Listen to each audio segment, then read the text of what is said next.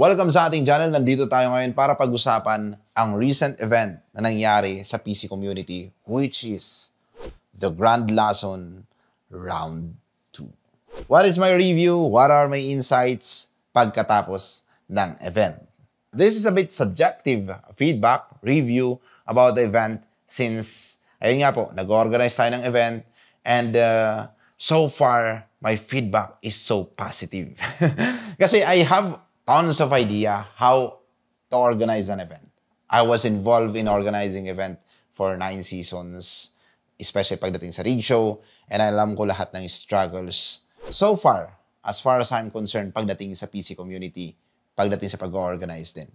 And the Grand Lason Round 2, there are a lot of peeps asking me, kumusta? Ano nangyari? Even brands are asking me, what is your feedback?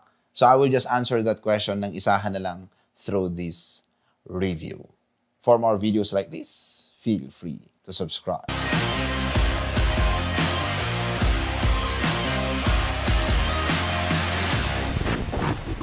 This video is brought to you by SCDKey, the best website that you may visit in terms of very affordable deals and best offer para sa application softwares, games, and yes, operating system.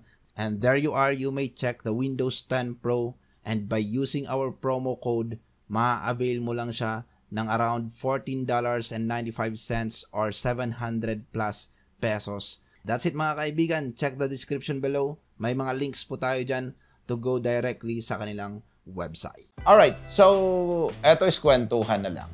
Kasi hindi naman natin kailangan mag-usap dito about numbers and stuff na very technical. So the Grand Lason event is organized because of the mechanical keyboard community. Sobrang nag-grow ang mechanical keyboard community during the pandemic. And I was expecting na it will decline after ng pandemic. Kasi nga, ang lahat ng tao is babalik na sa mga opisina. So, alam mo yun, magkakaroon na ng on-the-go lifestyle ulit.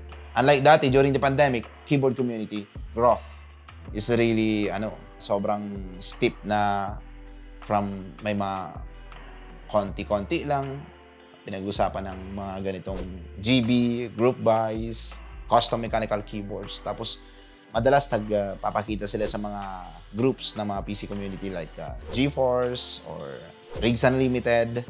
Pero, after that, biglang may nagkaroon ng grupo. Then, nag-grow siya from 1,000, 5,000, 10,000, 20,000, 30, hanggang ngayon nasa around 50,000 plus each groups. And ang dami na rin mga subgroups. Kaya nakakatuwa that this community na keyboard, mainly, most of the topics is about keyboard, nag-grow ng multiple groups na merong malaking number ng members locally here in the Philippines.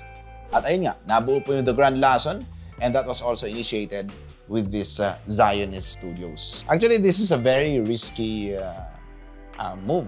Pero ang galing. Ang galing how the Zionist Studios made this. Na sobrang napabilib ako. Kasi marami na tayong mga nasalihang mga hobbies, communities, and yet, etong keyboard community patuloy pa rin until now. So, the Grand Lason event, round 1, I joined last year. I didn't expect na madaming taong pupunta. Pero the Metro tent dun sa Pasig, hindi mo mahulugan ng karayom. Sumisigaw ang tao, "Sir, please bigger venue next year. Please bring this SMX convention. Kailangan natin ng mas malaking venue." Kasi halos yung mga tao wala nang daanan. May mga gustong titinan yung keyboard na to, pero biglang masasagi na yung mga likod nila dahil ang dami eh. And at the same time, hindi naman masyadong nag-i-stay yung mga tao during that event ng Metro 10. Kasi nga, parang mabilisan lang. Kasi parang short notice din eh. Normally kasi pag event, 3 to 6 months, may notice na yan. ESGS, ganun yung nangyari. The TGL, parang 1 month notice lang. May event tayo next month, and eto yung mangyayari. Maybe may mga ugong-ugong internally sa mga community, sa mga forums, groups. Pero yung talagang nag-mainstream marketing sila 1 month before. So, this round 2, the same. Pero, eto ngayon. Nag-join ulit tayo with a different approach. Dahil alam kong lahat, vendors na ng mga keyboards, accessories. Nag-penetrate tayo dito sa TGL as bringing the other community ng PC na modding community. O kaya PC, kumbaga case modding community. Yung mga into chassis. So dahil nga ang keyboard community is into custom mechanical keyboards, so why not bring also the custom PC case modders? So yun po yung ginawa natin with this event. Kasi they are from ESGS eh. 'Di ba yung mga previous events ng ESGS, nandyan lagi yung case modding competition. So sabi ko, I think magandang platform ang TGL para mag-merge or magkaroon ng communication itong dalawang community. And so far, very, very successful. So that is where I'm coming from.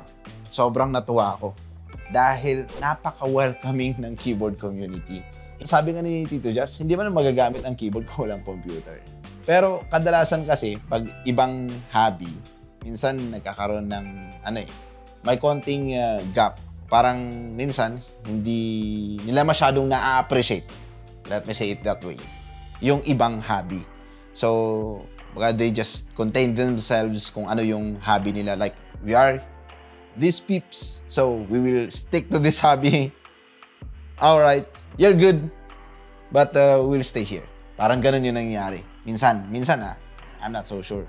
Depende na lang sa observation ninyo. Lalong-lalo na sa mga maraming hobby dyan. Like, you are into cars, into toys. I don't know how it goes with your observation or what is your observation. Pero sa akin, ganun yung na-observe ko. Sometimes with other communities. And ang isang malaking patunay din naman kasi dito is walang gatekeeping eh.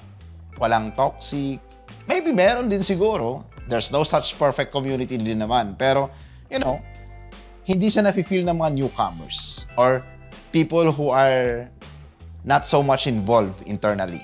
Hindi siya nafe-feel. Minsan kasi, di ba? Pag ito yung sinalihan mong group, kahit newcomer ka pa lang, parang feel mo na merong oops, I need to be careful. Kasi baka mamaya may mabitawan ako. Pero sa keyboard community, wala eh. They can flex their keyboard. No problem. Be proud kung anong meron ka. Di ba? Ganun nangyayari. Hindi sila, boy, flex. Gusto mo lang mag-flex eh. Walang toxic na ganun na feedback na nangyayari. And you can also humbly show your keyboard. Oh, keep going. Keep doing it. They encourage you to keep that lason flowing towards you. So, doon pala makikita mo na if you will merge other communities sa keyboard community, for sure, mag-work siya. Mawu-welcome siya. And during the TGL, we are very, very thankful sa mga PC modders, Tantric Mods, Mad Mods, Paul Perez, Whip Mods, for joining us. Kasi ang nangyari po is kahit paano na bigyan ng justice yung pag-share nyo po ng platform sa mga modders, na bigyan naman nila ng justice by bringing the best or one of their best rigs. Kasi nga, syempre, short notice din eh. Ang case modding kasi, you cannot do that with just 1 month notice. Pero buti na lang may mga nakatabi silang mga extras. Pero next year, for sure, they will be coming back even better, bigger, and most likely, you will be more amazed kasi talagang paghahandaan na nila next year. Pero, ayun nga po, to cut it short, the TGL is something that I witnessed na hindi ko makakalimutan. Napakagaan dumalo sa TGL Round 2. The vibe of the community is sobrang sobrang feel ng kahit sino, may it be you are with the community before or you're just newcomer, attendee, or invited lang, napakagaan na dumalo sa The Grand Lason Round 2. And kitang-kita naman na talagang hindi naman ginawan ng ganong ka-hype na, oh, cosplayers will be here, there will be such activities like this, there will be artists, there will be famous personalities. Hindi siya hinype ng ganon eh. It was hype na this is an event for the community, by the community. There's no tagline na nailagay na ganun, pero that's how it is marketed with that maiksi din eh. 1 month notice din yata, TGL Round 2. So that's it guys, that's my quick review of the TGL, and I'm so happy And we are so glad and humbled that our first try to introduce other community to join this event is really felt with open arms. So sa mga hindi pa po nakaka-join ng TGL Round 2 or haven't heard about the TGL, the Grand Lason, check some highlights, videos, and also ask feedbacks from other enthusiasts, especially pagdating sa keyboard, of what is their feedback, and I'm sure that next year, it is something that you will not miss. Dahil for sure, mas marami na namang mga iba pang community pagdating sa tech, pagdating sa ganitong industry, ang sasali at makikisama at makikipagsaya sa lahat ng mga keyboard enthusiast, keyboard community. Kodo sa inyo lahat. Thank you guys, and for more videos like this, feel free to subscribe.